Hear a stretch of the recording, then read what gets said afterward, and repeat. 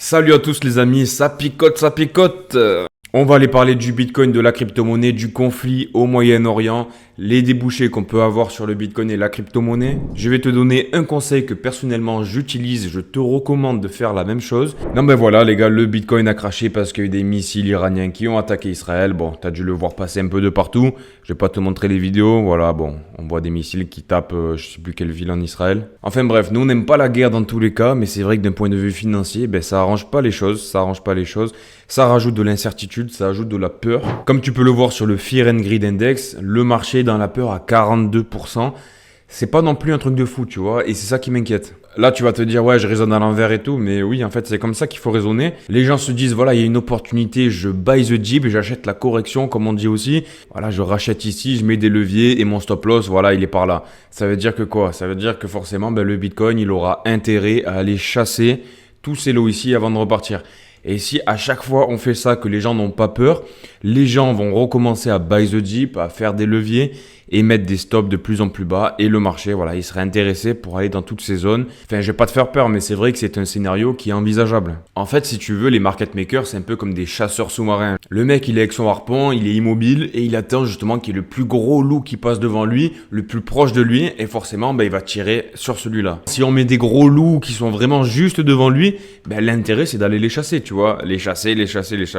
Sauf qu'à un moment donné, ben voilà, ben, le prix descend, le prix de Bitcoin descend, et du coup, ben, on empathie sur nos portefeuilles. Donc voilà, comme je vous le disais, là, on est repassé dans une zone de flou, on est re-rentré sous les 64 000 alors qu'on avait clôturé en weekly au-dessus, c'est trop dommage. Lorsque ça arrive, il faut accepter la nouvelle et tous les mecs qui te mettent des charts avec ouais, moi je te l'avais dit, je te l'avais prévu. Ça, c'est des conneries, les mecs. Si la Maison Blanche ne savait pas que l'Iran allait attaquer Israël, tu te doutes bien que c'est pas Jean-Paul, le trader dans sa chambre, qui avait cette information. Donc quoi qu'il en est, les gars, on va essayer de laisser le Bitcoin quelques jours réfléchir. Voilà, il va devoir un peu méditer. Et après ces quelques jours, on va espérer que le Bitcoin clôture avec une bougie qui soit au-dessus des 64 000 $. Donc en fait, il faudrait vraiment que cette bougie se fasse ravaler. Si cette bougie se fait ravaler et vient au-dessus de cette zone d'incertitude, là, ce serait vraiment hyper bullish. Donc voilà, pour ceux qui n'ont pas de capitaux, c'est la meilleure chose à faire, ben, c'est d'attendre, tout simplement. Et d'attendre et de voir comment se comporte le prix et où est-ce qu'on va clôturer en weekly. On a une map qui est plutôt dégueulasse. Voilà, il y a tout qui corrige, hein, forcément. On a le Nasdaq qui perd de la force, donc forcément le Bitcoin aussi, la crypto-monnaie en général perd de la force. On a beaucoup de volume sur le Bitcoin, mais bon, c'est logique, hein, c'est des gens qui vendent. Il y a les institutions aussi, il y a les ETF d'ailleurs, en termes d'ETF. On a eu des ventes de partout, on a eu des ventes sur Fidelity, on a eu ARK, Bitwise, Vanek, et au total, ben voilà, ça fait une sortie de 242 millions de dollars d'ETF Bitcoin. Ce qu'il faut se dire, c'est que voilà, lorsqu'on a une baisse, ben c'est toujours intéressant de racheter la correction pour ceux qui ont des capitaux. Et comme tu peux le voir sur cette carte thermique de liquidation, c'est ce que je t'expliquais tout à l'heure. Tu vois, lorsque le prix commence à baisser, les gens se disent, ouais, ça y est, up only.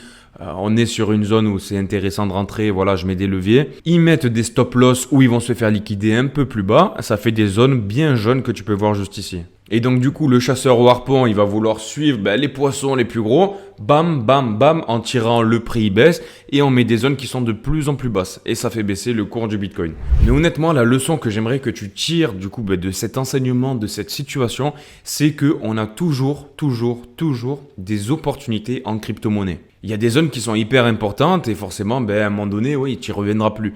Mais il y a toujours des crypto-monnaies qui vont être en saturation, qui vont être overbuy. Parce que rentrer dans un train qui est déjà lancé, qui est déjà à 100 km/h, c'est hyper dangereux, tu vois. C'est comme, voilà, les gars, parmi la communauté de la crypto bref, il y a pas mal de personnes qui m'envoient des messages en privé sur Telegram, qui me posent des questions. Et j'en ai eu pas mal qui m'ont demandé, et même un collègue proche, tu vois, qui m'a dit ouais, j'ai raté le train sur Bitensor, j'ai envie de rentrer. Je lui dis, mais mec, il a combien Bitensor là? Ouais, il a 600 $. Et il y a 2 semaines, il était à combien? Il était à 200 $. Ben ouais, mec, c'est pas le moment, tu vois. Genre, enfin, après, tu fais ce que tu veux, mais c'est pas le moment. Attends des zones de correction, attends des zones de peur. T'as un crash ou t'as une grosse chandelle rouge qui fait peur à tout le monde. Là, tu peux rentrer. Donc, les gars, voilà, il y a toujours des opportunités. Ceux qui ne sont pas rentrés, ben voilà, ça peut être l'occasion de mettre quelques pièces sur des projets qui sont solides. Attention, les gars, on rentre pas dans des mêmes coins des pingouins.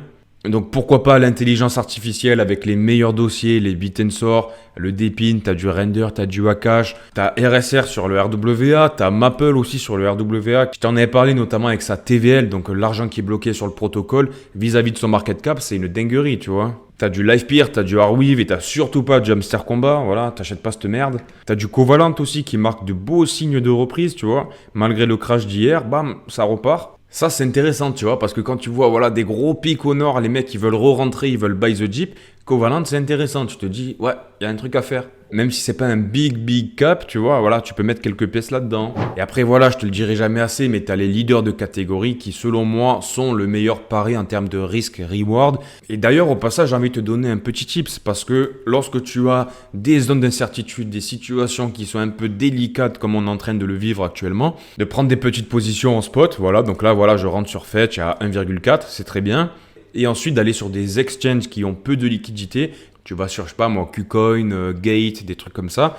Et tu mets des ordres vraiment qui sont improbables, entre guillemets. Si toi, tu es sur un exchange où il y a très peu de liquidité, ben là, ils auront plus de mal à contrôler le prix, tu vois. Donc ça veut dire que même sur des projets hyper qualitatifs comme Fetch.ai, Render, etc., tu peux te retrouver avec des mèches hyper violentes vers le bas, comme ça, bam, et qui sont directement ravalées. Et tu reviens en quelques heures avec un x1,5, un x2. Bon, et concernant l'espoir que j'ai actuellement dans ce conflit, donc de mon point de vue, l'espoir que j'ai actuellement, c'est qu'étant donné que les États-Unis se mêlent au conflit, c'est qu'ils essayent d'éteindre le feu pour éviter d'embraser toute la région. Et en vérité, c'est même leur intérêt à eux personnel, hein, parce qu'il y a les élections américaines. Donc même si la couverture du livre des États-Unis, c'est le papy pisseux Biden là, faut quand même pas sous-estimer les Américains. En vérité, les US sont loin d'être cons, croyez-le bien, parce que comme l'a annoncé Netanyahou, qui paraît un peu incontrôlable, il a dit que la réponse sera hyper ferme, et le fait que les États-Unis arrivent, étant sur place, je pense pas que l'Iran sera assez fou pour réattaquer en retour. Donc le meilleur espoir qu'on puisse avoir, c'est que, étant donné que les Américains arrivent sur place, qu'on ait enfin cette désescalade qu'on attend pour le bien des gens sur place et pour le bien des marchés financiers. Je pense que ce serait le meilleur scénario qui puisse se passer selon moi. Écoute, même si l'atmosphère n'est pas vraiment ouf, j'espère que cette petite vidéo, cet éclaircissement t'a un petit peu plu. N'hésite pas à me le faire savoir avec un like et un commentaire. Si t'es pas abonné, frérot, donne-moi la force, abonne-toi. Allez, rendez-vous demain à 5h du matin. Bisous, ciao, ciao, bam!